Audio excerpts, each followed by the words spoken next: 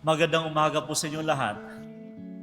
Pakibati po ng ating makatabi na isang magandang umaga po. No? Alam nyo, sa totoo lang, pangkaraniwan po sa akin ang makakitang ganitong pagtitipon. Thursday na Thursday. Alam ko may mga pasok, may mga schedules tayo, but we are here. We gathered for this Holy Mass. Dapat magalak tayo. Magalak sapagkat ito'y isang biyaya sa atin. Biyaya na tayo natitipon itong banal na pagdiriwang ng Santong Misa. Bakit? Sapagkat ito po'y naaayon sa ating tema ng ating Ebanghelyo.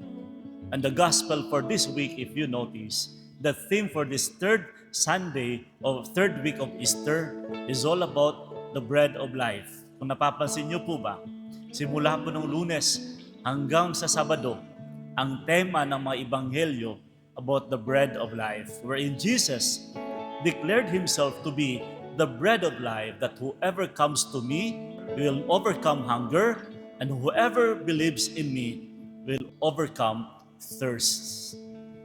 Makikita mo, medyo malalim po ang usaping ito, the bread of life. But this is something metaphorical. Ang tinutumbok po nito ni Kristo habang kinakausap niya ang kanyang mga tagasunod na siya ang biyaya o tinapay na nagbibigay buhay. It's about the deepening of the faith of the followers at that time. Sana sa ating pananampalataya, isabuhay natin ito sapagkat ito ang nagbibigay buhay o buhay na walang hanggan sa atin. It's no longer about the needs that we want to obtain, but longing for the blessing that Christ wanted us to obtain. If there is something that will help us sustain our faith, it's receiving the Holy Eucharist, ang pagtanggap ng banal na komunyon. Hindi na siya magiging optional, but we will strive harder that every time I attend the Mass, I am personally disposed so that I can be able to receive the Holy Eucharist. We learn that from our catechism. We are not supposed to receive the Holy Eucharist if we are not properly disposed. Ibig sabihin, we are guilty of mortal sins. If we are so serious with our devotion to the Holy Eucharist, we will make sure that every time we attend the Mass, we are fully disposed to receive Christ. Ito yung tinutumbok sa atin.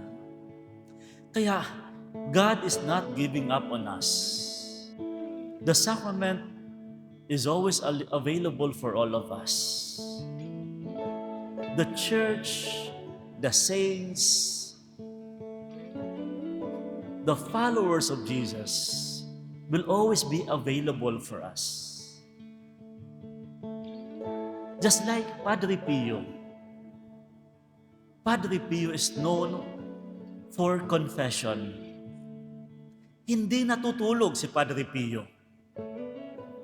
Tinitiyak niya kasi na lahat magiging disposed na makatanggap ng banal na Eucharistia. Yun ang misyon ni Padre Pio. Ang pagpapakumpisal. Sapagkat ninanais ni Padre Pio na lahat makatanggap ng komunyon. At sinisigurado ni Padre Pio na ang tatanggap ng komunyon ay properly disposed sa pamamagitan ng pangungumpisal. Kaya sana din po nitong ating pagtitipon ngayon, buo ang ating pananampalataya, buo ang ating disposisyon na tumanggap sa pagkakataong ito na isabuhay ang pananampalataya kay Kristo sa pamamagitan ng tulong ni Padre Pio.